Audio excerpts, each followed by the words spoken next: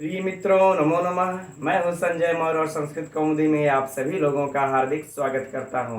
मित्रों, हम लोग प्रतिदिन 11 बजे डॉक्टर बाबूराम सक्सेना की पुस्तक संस्कृत व्याकरण प्रविष्का का क्रमशः अध्ययन कर रहे हैं और हम लोग कल की कक्षा तक, अर्थात कल तो हम लोगों की लाइव टेस्ट प्रश्नोत्तरी थी, परसों की कक्षा तक इसके हल संधि अर्थात व्यंजन संधि तक अध्ययन करके समाप्त कर चुके हैं और अब आज की कक्षा का अध्ययन इस विसर्ग संधि के साथ प्रारंभ करना है। यद्यपि मित्रों यह विसर्ग संधि है तो सरल, प्रायः आप सभी लोग जानते होंगे और जो लोग नहीं समझते होंगे वो लोग भी मेरे साथ इस विसर्ग संधि को अध्ययन करके देखिए। मैं आप लोगों को पूर्ण विश्वास दिलाता हूँ किस तरीके से अध्ययन करेंगे हम लोग कि एकदम सरलता पूर्वक आप लोगों को समझ में आ जाएगा। और इसके लिए मित्रों हम लोग विसर्ग संधि को दो पार्ट में बांट लेते हैं। यद्यपि विसर्ग संधि में देखा भी जाए तो बस दो ही पार्ट है ना। इस दो पार्ट में बांट करके मित्रों हम लोग अध्ययन कर लेंगे। पहले पार्ट में 6-7 लगभग सूत्र हैं।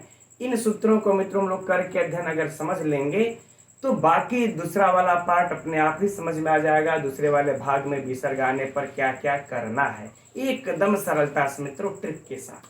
ठीक, तो चलिए हम लोग अध्ययन प्रारंभ करते हैं। आप सभी लोग व्याकरण प्रविष्का जो डॉक्टर बाबूराम सक्सेना की पुस्तक है टीजीटी के पाठ्यक्रम में, उसके पृष्ठ संख्या 59 को ओपन कर लीजिए और 6वें नंबर पर देखिए यह सूत्र दिया हुआ है सस जुसो रूह। चलिए इसका अध्ययन यहाँ से प्रारंभ करते हैं। पहला ही, यद्यपि मित्रों अगर आप लोगों की पुस्तक में अगर मिसप्रिंट नहीं है तो कोई बात नहीं, अगर है तो उसको सुधार लीजिएगा। सस जुसो रूह के आगे जो क्रम संख्या लिखा हुआ है वह होगा 8266। यह अष्टाध्यायी का क्रम संख्या है, हमारे पुस्तक में मिसप्रिंट है। यद्यपि मित्रों इसको क्रम संख्या जानना आवश्यक है ना। इस सस जुसो रूह खर्वसान्यो विसर्जनीय का और विसर्जनीय इन सबों का क्रम संख्या जानना आवश्यक है, क्योंकि यहाँ भी त्रिपादी सपादी का चक्कर है, त्रिपादी का चक्कर है ना। ठीक, तो अब चलिए अच्छा देखते हैं। तो सबसे पहले देखा जाए कि यह कैसा सूत्र है मित्रों, तो यह देखिए विधि सूत्र है ना। विधान कर रहा है तो किसका यह विधान ये कर रहा है, अनु जो है कि रू का विधान कर रहा है। किस कंडीशन में, तो देखते हैं। कह रहे हैं कि सस जुसो सजसो रूह, है ना, यह कह रहा है। अब यहाँ पर मित्रों इस तरह से तो अर्थ आएगा नहीं। अब ये पदस्य के पीछे सनुवृत्ति चली आएगी। अब क्या अर्थ हो जाएगा इसका कि पदांत। अब एकदम सरल शब्दों में समझिए मित्रों, पदांत स। ठीक, एक तो यह हो गया। इस पदांत स को और कहते हैं कि और सजुस। ठीक, सजुस, इस सजुस के स को, ठीक, एक स यहाँ दिखा मित्रों और एक स यहाँ दिखा, कहा इन दोनों के स को क्या आदेश हो जाए मित्रों, रू आदेश हो। क्या हो, रू आदेश हो। और एक चीज यहाँ पर हम लोगों को मित्रों ध्यान देने योग्य बातें हैं।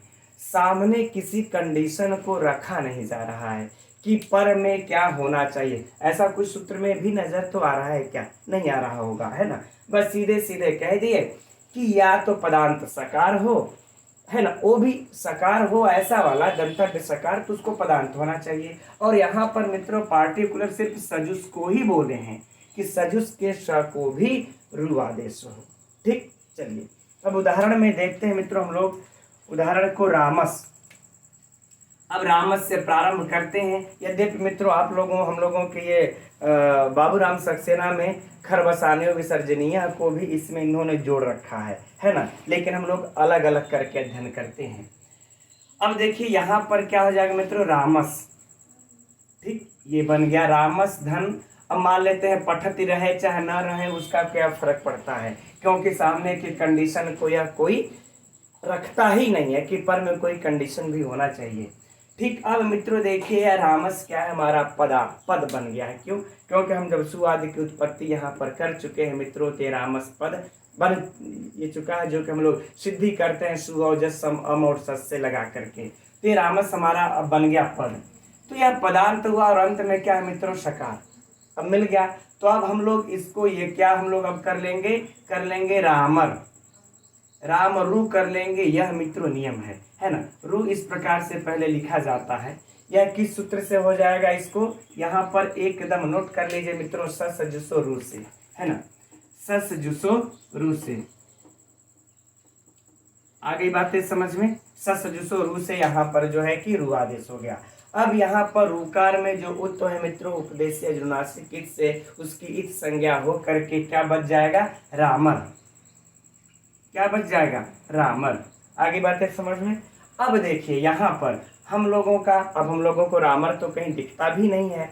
अब यहाँ पर इसको अगला कार्यक्रम क्या होगा, तो मित्रों जो अगला सूत्र है खरवसानयो विसर्जनीय। अब इस सूत्र पर हम लोग ध्यान देते हैं, खरवसानयो, है ना, खरवसानयो है विसर्जनीय, विसर्जनीय यह सूत्र है, जस्ट उसी के नीचे दिया हुआ है ना। लेकिन बाबूराम सक्सेना जी ने इन दोनों सूत्रों के अर्थ को, परिभाषा को एक ही में लिख दिए हैं। लेकिन हम लोग यहाँ पर इस सूत्र का कार्य जब यहाँ से सस जुसो रू से यहाँ तक पहुंच आते हैं मित्रों, तब इस सूत्र का कार्य आता है। चलिए अब इच्छा इसका कार्य आ गया।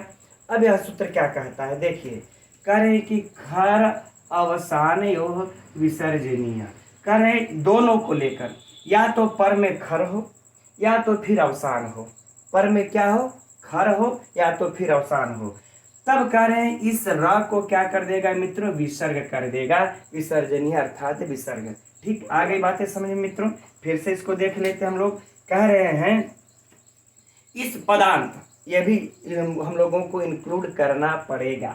ठीक, इस पदांत के बाद अब यहाँ पर कंडीशन हम लिख ये देते हैं मित्रों कि या तो क्या हो, खर हो, या फिर क्या हो मित्रों, अवसान। ठीक, अब यह खर प्रत्याहार मित्रों एकदम दिमाग में बैठा लेने का काम है, क्योंकि अभी हम लोग इस पर लंबी एनालिसिस करने वाले हैं, है ना, इसका लंबा रिसर्च करने वाले हैं आगे चल करके। ठीक, वो भी आगे का देखा जाएगा। तो खर प्रत्याहार हो या तो फिर अवसान हो इस पदांतर में। तो इस पदांतर के परे मित्रों हम लोगों ने इधर तो कुछ रखा ही नहीं है, तो अवसान हो गया। अवसान उसी को कहते हैं जहां पर इस पूर्व में कुछ हो ही ना, इसके पर में कुछ हो ही ना, उसी को क्या कह देंगे, अवसान, या तो फिर खर रहे। तो यहाँ पर हम लोगों ने शुरू से जो उदाहरण लिया था, इसके सामने कुछ है नहीं, तो यह अवसान हुआ। तो अवसान होने पर भी मित्रों इसको क्या हो जाएगा, विसर्ग आदेश हो जाएगा। ठीक, इस सूत्र के द्वारा क्या आदेश हो जाएगा, विसर्ग। अब हम लोग क्या कर लेंगे, इसको राम, ये हम लोगों का बन गया। आगे बातें समझ में। बस यही ये दोनों सूत्र हुआ मित्रों। यदि खर प्रत्याहार का वर्ण रहेगा तो भी हो जाएगा। उदाहरण में मित्रों हम लोगों को देखे दिए हुए हैं, पठति धन। अगर यहाँ पर हम लोग, ये तो अवसान का उदाहरण हो गया। ठीक, अगर मान लेते हम लोग, अगर यहाँ पर रामर धन पठति है, ठीक, रामर धन पठति है, तो प मित्रों खर प्रत्याहार में आ जाएगा, है ना, क्योंकि ख का मतलब हुआ कि ख से लेकर के हर तक जाएगा, हल को ह को छोड़ करके। तो ख मित्रों दूसरा वर्ण है, अर्थात हर वर्ग का दूसरा, हर वर्ग का पहला। आप लोग समझते हैं, पहले भी इस ट्रिक को हम बता चुके हैं, है ना, हर वर्ग का दूसरा, हर वर्ग का पहला, और उसके बाद सर, यानी कि जो उष्म है वह। ठीक, ये हम लोगों के खर प्रत्याहार में बढ़ा जाएंगे। तो प तो पहला आ गया ना खर प्रत्याहार में, तो अभी हम लोग इसको क्या ये कर लेंगे, राम पठति, क्योंकि पर में खर है। याद रहे मित्रों, है ना, कि यह सूत्र जो इस र को विसर्ग कर रहा है, या तो अवसान या तो खर परे होने पर ही करेगा।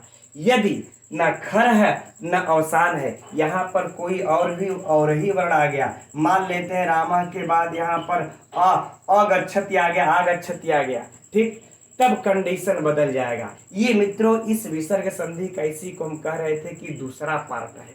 अभी हम लोग सिर्फ पहले पार्ट पर अध्ययन करेंगे, और इसी से संबंधित मित्रों एकदम दिमाग में बैठा लीजिए, विसर्ग संधि एकदम आसान हो जाएगी। क्योंकि अभी हम लोगों को इसी सिर्फ खर प्रत्याहार पर, परे होने पर और अवसान होने पर, इसी का अध्ययन करना है, और आगे कुप्पो कपौच से भी कुछ और जुड़ेगा। लेकिन वही अध्ययन करना है। यह पहला पाठ है। अब इसके बाद जो इनको छोड़ करके जो कुछ भी आएंगे, यही इस विसर्ग संधि का दूसरा पार्ट होगा। ठीक, चलिए, तो यह मित्रों हम लोगों को यहाँ पर ध्यान ये दे लेना है। आगे बातें समझ में, रामः पठति हो गया। और इसी प्रकार से मित्रों चलिए अभी अच्छा दूसरे को उदाहरण को देखेंगे, लेकिन इसके भी प्रश्न उत्तरी को समझ लेते हैं।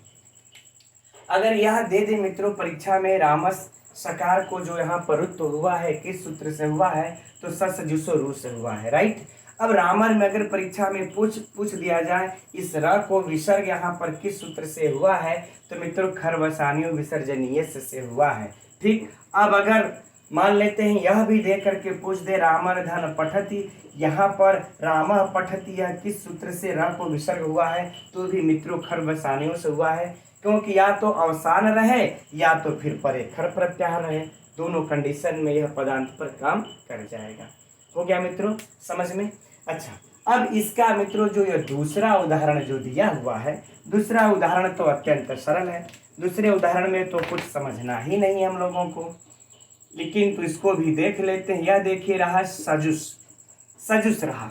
अब इस सजुस के शब्द को भी किससे यह कहते हैं कि सजुस के श को भी रुआदेश हो, है ना, क्योंकि ये मूर्धन्य सकार यहाँ पर है नहीं, यहाँ पर यह पदांत की भी बातें करते हैं। अब मित्रों इस श को क्या हम लोग ये कर लेंगे रुआदेश, क्या हो जाएगा सजुरू, है ना। अब फिर कंडीशन वही आ गया रामरू के पास। ठीक, तो यह उपदेश अनुनासिक इत से इत संज्ञक हो करके मित्रों क्या हो जाएगा फिर सजूर। ठीक, यह हो जाएगा सजूर। अब इस सजूर में मित्रों क्या लग जाएगा हम लोगों का खरवसानियों विसर्जनीय, है ना। यह लग करके मित्रों क्या हो जाएगा हम लोगों का बराबर सजू।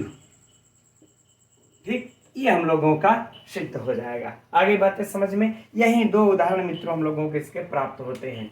यहाँ भी अगर पूछ दिया जाए पिछले प्रश्न हम लोगों ने जो किया उसकी भांति, तो उसका भी उत्तर वही होगा। ठीक, अब मित्रों इसका ये अच्छा यह खरवसानियों विसर्जनीय भी ध्यान में रख लीजिएगा मित्रों कि यह 8-3-15 का सूत्र है ना, 8-3-15 का सूत्र है।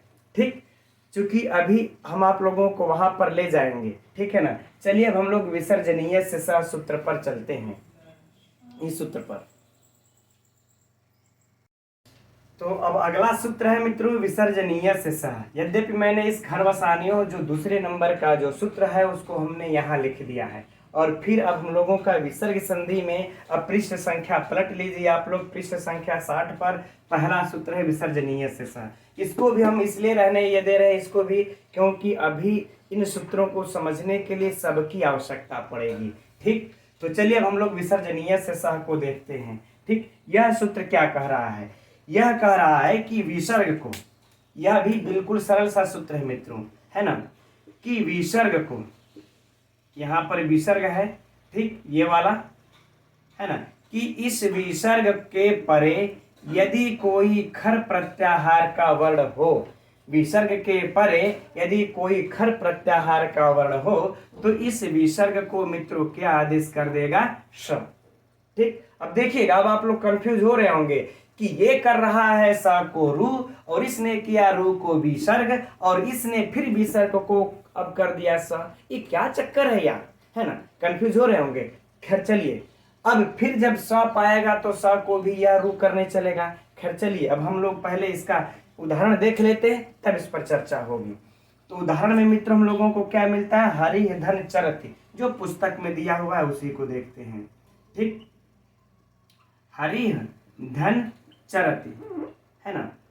अब याद रखिए मित्रों, यह हरि धन, हरि किस प्रकार से बना है, यह खरवसानियों विसर्जनीय लगा होगा, तभी तो इस हरिस को स को रू हुआ होगा, र को विसर्ग हुआ होगा, पर में चर होने, अरे पर में खर प्रत्याहार कर्ण होने पर इसको विसर्ग हो गया।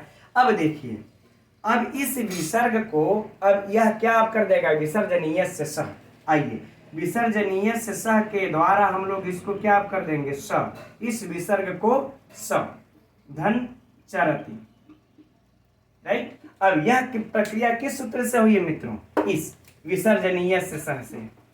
आगे बातें समझ में, इस विसर्जनीय स से इस विसर्ग को स आदेश हो गया। अब यहाँ पर मित्रों अब कुछ आप लोगों को और भी सूत्र याद आना चाहिए यहाँ पर, तो कि यहाँ पर विसर्ग है, यहाँ पर चकार है, च वर्ग है।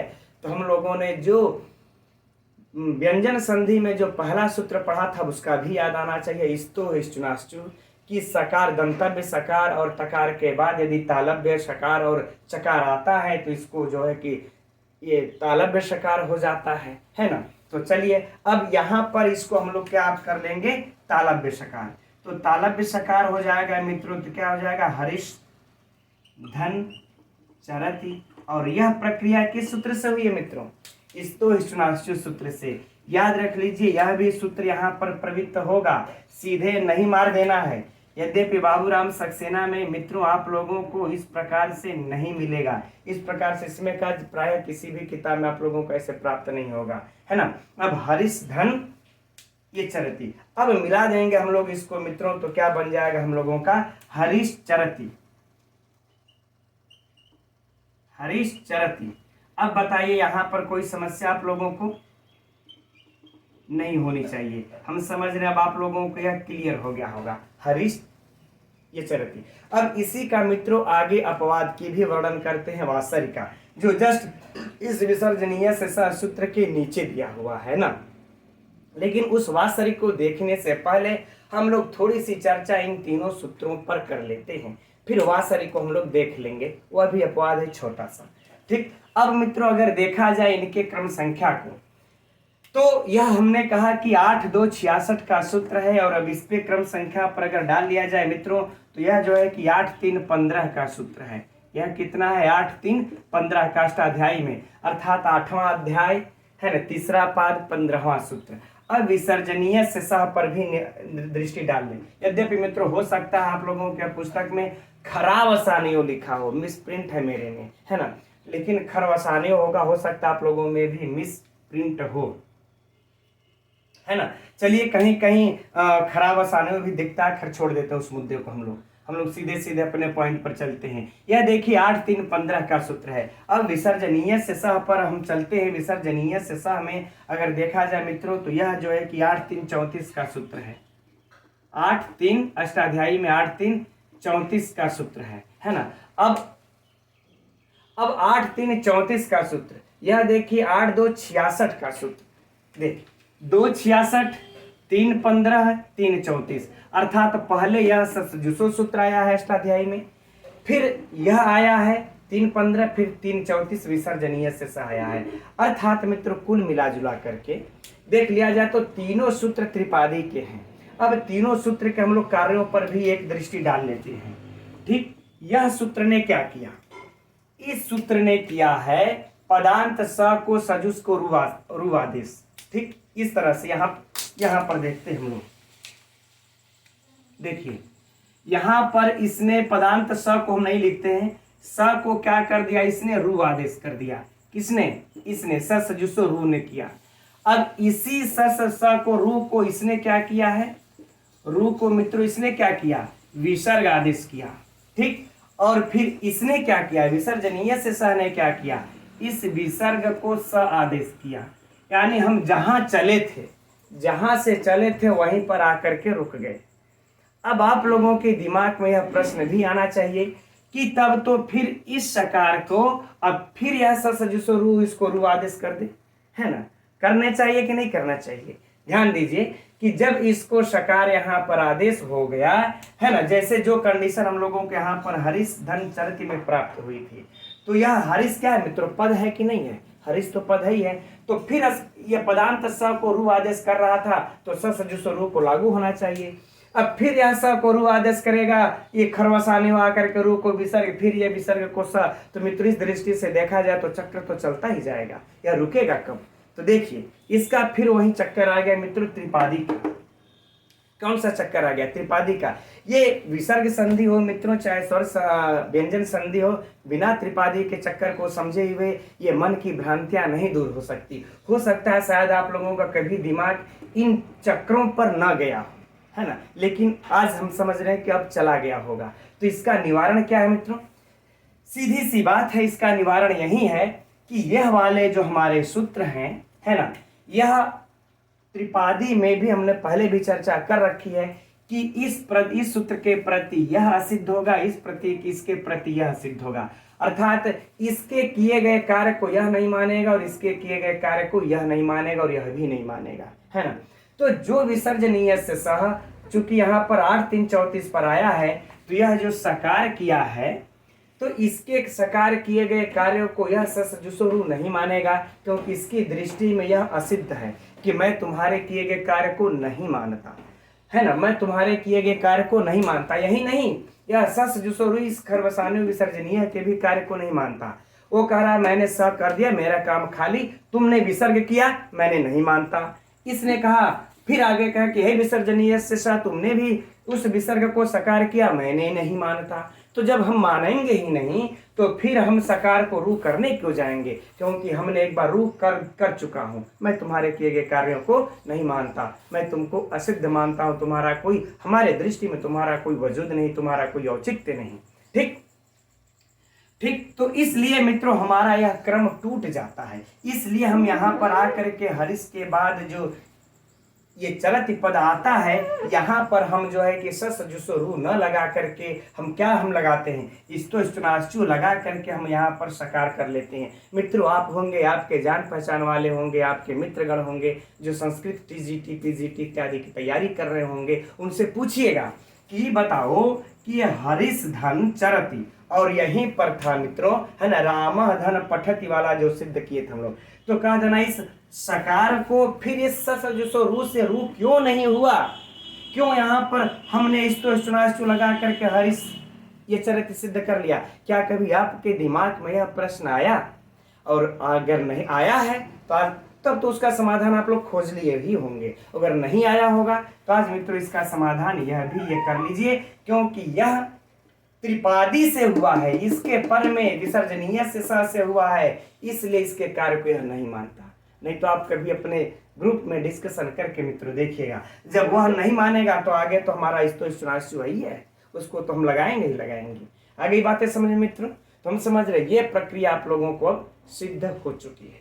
अब मित्रों इसी का जो अगला सूत्र है वासरी, है ना, एक झटके में उसको भी देख लेते हैं, तब आगे बढ़ते हैं। हम लोग यहीं पर छोड़ देते हैं, है ना। चलिए अच्छा, अब ये तो इसका सिद्धि हो गया। अब हम लोग सूत्र वासरी को देख लेते हैं। अभी भी मित्रों आगे इसमें समझने के लिए बहुत कुछ है सिस्टम से, है ना। वासरी यही सूत्र हम लोगों का अगला, उसी के जस्ट नीचे पृष्ठ संख्या 60 पर दूसरा सूत्र देखिए मित्रों। अब देखिए क्या कहते हैं, है ना, कि और यदि विसर्ग के बाद, है ना, ये तो इन्होंने जो कहना था विसर्जनीय से सहने, इन्होंने ये कह दिया कि विसर्जनीय के बाद सर। ठीक, चलिए यहाँ पर इसको लिख देते हैं तभी समझ में आएगा। इन्होंने कह दिया, इन्होंने कंडीशन रखा था कि विसर्ग के बाद खर प्रत्याहार का, ये कंडीशन रखा था, तब इस विसर्ग को स इन्होंने किया, इस विसर्जनीय सह ने। लेकिन वासरी ने क्या कहा कि यदि विसर्ग के, याद रहे ये नित्य कर रहा है, ऊपर वाला नित्य कर रहा है, आपको करना ही पड़ेगा, उसमें कोई चांसेस नहीं है। लेकिन ये वासरी कहता है कि यदि विसर्ग के बाद यदि खर नहीं, यदि सर प्रत्याहार का वर्ण आ गया तब, है ना, क्योंकि खर में मित्रों सर प्रत्याहार का भी वर्ण आ ही जाएगा। खर में हम लोग कहाँ तक चलते हैं, कपय सर तक जाते हैं ना, तो सर में तो केवल सर प्रत्याहार में कौन आएंगे, टोटल केवल उष्म ही आएंगे, और लेकिन खर में भी तो उष्म था ना, लेकिन कह अब इसमें से छाट दिए अपवाद। यह विसर्जनीय से सा का मित्रों वासरी क्या है, अपवाद सूत्र है। अब इस विसर्ग का यह जो कह रहे हैं कि विसर्ग के बाद यदि सर प्रत्याहार का आ गया, तो ये जो विसर्ग यहाँ पर लगा रहेगा मित्रों, इस विसर्ग को आप जो स करेंगे अब वह कैसे करेंगे, तो कह रहे हैं कि विकल्प से। कैसे करिएगा, विकल्प से। एक बार आप करेंगे, एक बार आपको छोड़ देना है। कब, लेकिन यह सर प्रत्याहार का वर्ण यदि रहे मित्रों तब, है ना।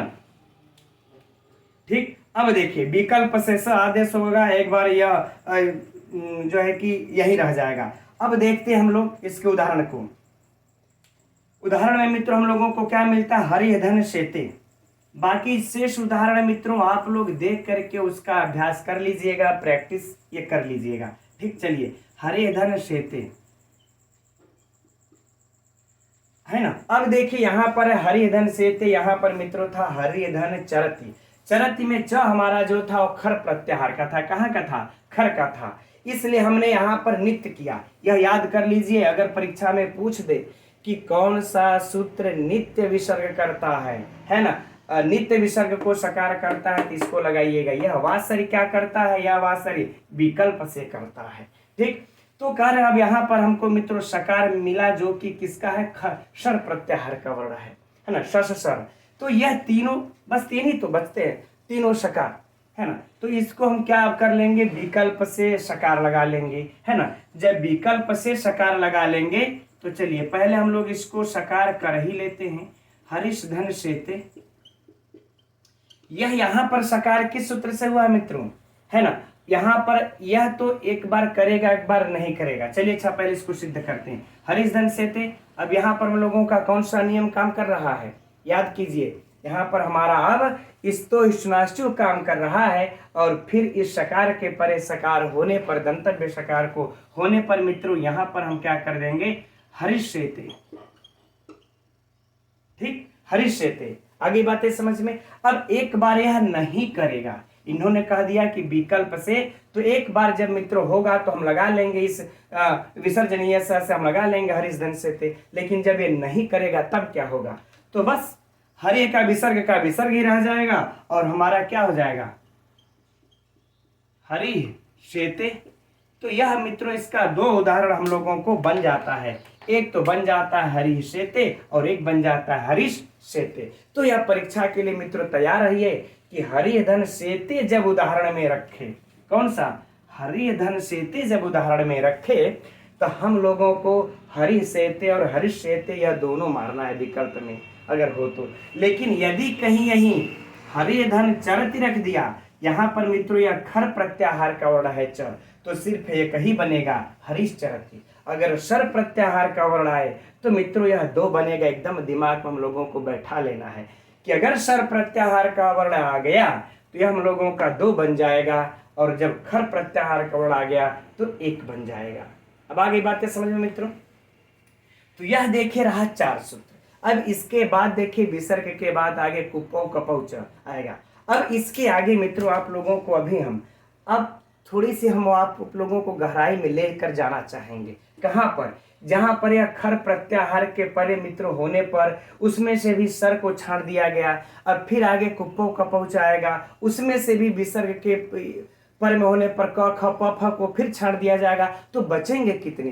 कितने सूत्र, कितने वर्ण बचेंगे? कितने वर्णों पर फिर यह हम लोगों का यह सूत्र काम करता है ना, यह सिस्टम करता है। अभी इस पर हम लोग एक विस्तृत विवरणी को देखेंगे, ठीक है। लेकिन मित्रों समय थोड़ा सा कम है, अभी मुझे कॉलेज भी जाना है, और आप लोग जानते हैं कि मैं पहले ही रिकॉर्डेड वीडियो आप लोगों को यह बना करके कक्षा के लिए करके डाल देते हैं, चूँकि 11 बजे। चलिए आज बल्कि हम लोगों को टेस्ट प्रश्नोत्तरी करनी थी, विचार तो था, लेकिन इस समय एडमिशन सत्र चल रहा है क्लास 12th का, तो बिल्कुल समय अभाव है मित्रों। रात भर जाग करके सोचिए, मैं आता हूँ 4 बजे जाता है विद्यालय से, फिर खाना पीना थोड़ा सा आराम करना, नहीं अब 2-3 घंटे कम से कम इसके लिए मैं आप लोगों को अध्ययन भी करता हूँ, दिमाग में अपने पेन से मिलाता हूँ किस प्रकार से प्रेजेंट करें कि आप लोगों के समझ में आ जाए। तो ऐसा नहीं है कि हम बहुत बड़ के ज्ञाता है बस आए यहाँ पर ये बता दिए, अध्ययन भी करना पड़ता है मित्रों मुझे। तो ये सारी चीजें करने मित्रों समय लगता है, और हम समझ रहे हैं। और इस सूत्रों को आप लोग, है ना, चारों को हमने जो बोले हैं हम, ये आप लोग याद कर लीजिएगा। इसके बाद हम कुप्पो कपौ च एक सूत्र को और कल की कक्षा में अध्ययन ये कर लेंगे, फिर उसको याद करके तब हम लोग देखिएगा एकदम हम आप लोगों के एनालिसिस करके सामने रखेंगे, एकदम पहले मस्तिष्क में आप लोगों के समझ में आ जाएगा यहाँ। तो आज की कक्षा मित्रों इतना ही रहने देते हैं, अब कल मिला जाएगा ठीक इसी समय 11 बजे। तब तक के लिए मित्रों नमो नमः।